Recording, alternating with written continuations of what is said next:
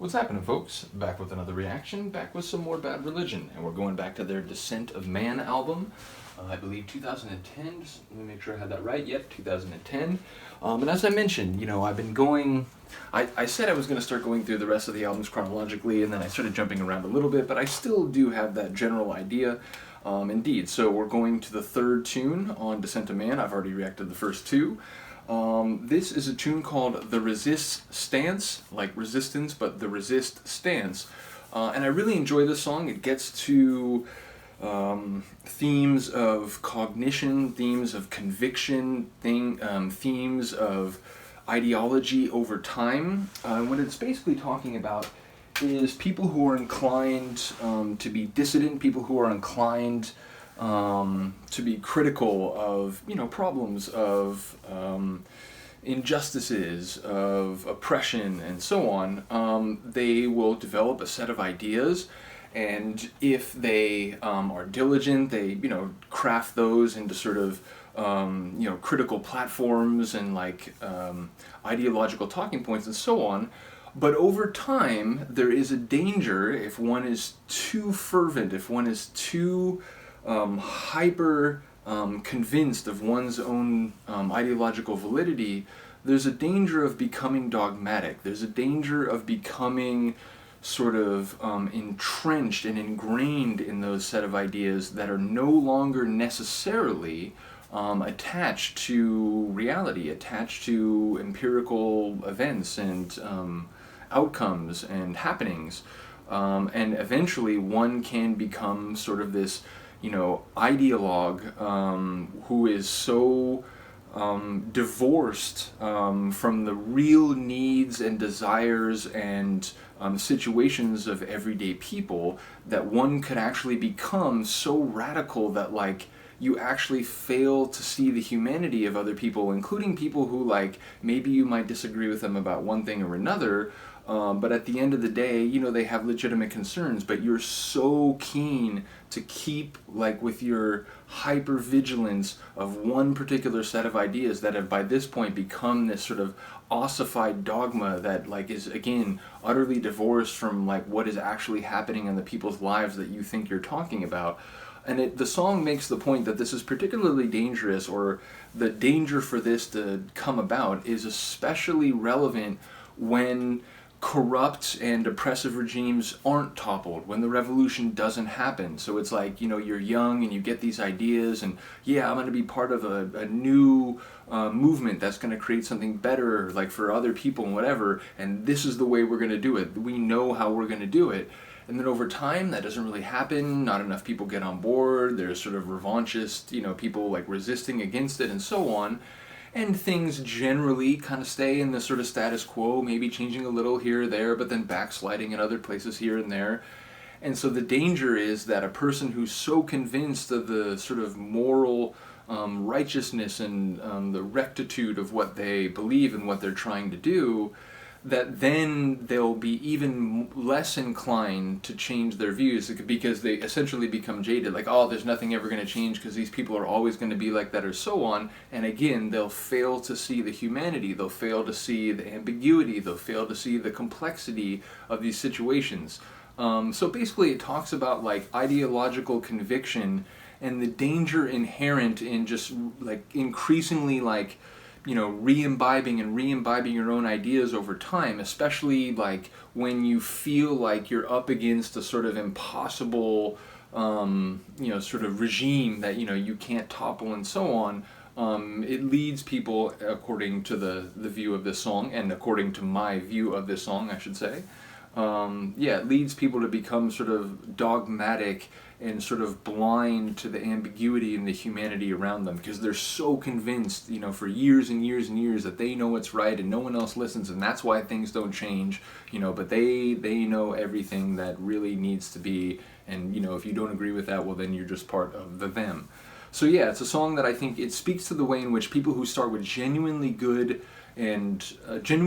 motivations and a desire to change things genuinely for the better and to make the most amount of justice and good for the most amount of people, but over time they become increasingly convinced that if you don't see that situation and the potential solutions in the same way they do, then you're part of everything that's wrong, and they're just gonna like not even see you with any degree of nuance or ambiguity. They're just gonna see you as like a black and white, like, well, you're part of the enemy, and that's it. So yeah, I think it's a fair warning. Obviously there's dogmatism across the political spectrum and across like the socio-cultural spectrum.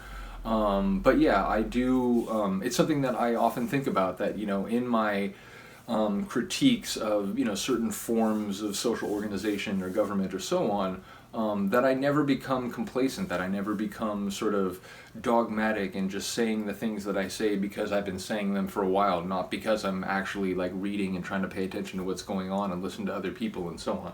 So that's what I think the song's about. Again, this isn't authoritative or definitive. Let me know if you have a different take. But here we go. This is Bad Religion, The Resist Stance, the third track on their 2010 album, The Dissent of Man. I do have to point out, because I have the Discogs page open, the album was produced not only by Bad Religion, but Joe Barresi. So yeah, shout out to him. But here we go, The Resist Stance by Bad Religion.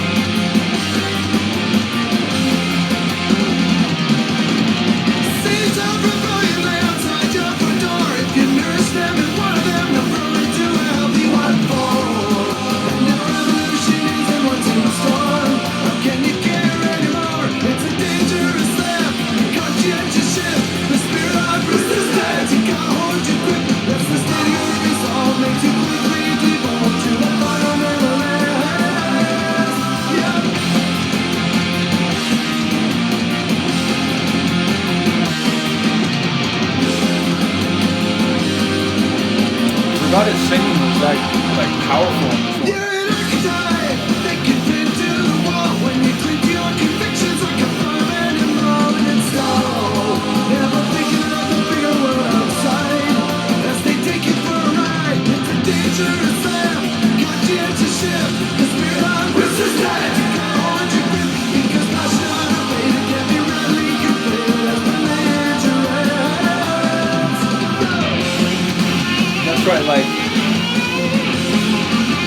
in a way, you'll end up being the stereotypical, you'll conform to the stereotype of the people you're trying to criticize.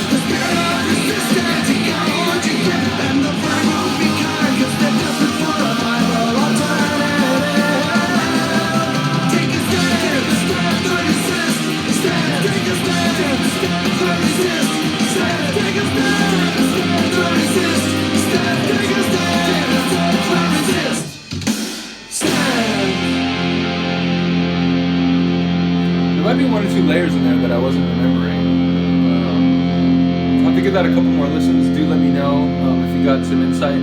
A couple lines there were what I was remembering. This idea that like, if you're young and you have all these revolutionary like attitudes and ideas, but then kind of the difficulty and the sort of resistance to change that is, in modern society and real life, that over time you could become jaded and you begin to see things in a very sort of like dogmatic way. But I felt like there were maybe one or two other things going on there. So do let me know if you got an angle on that.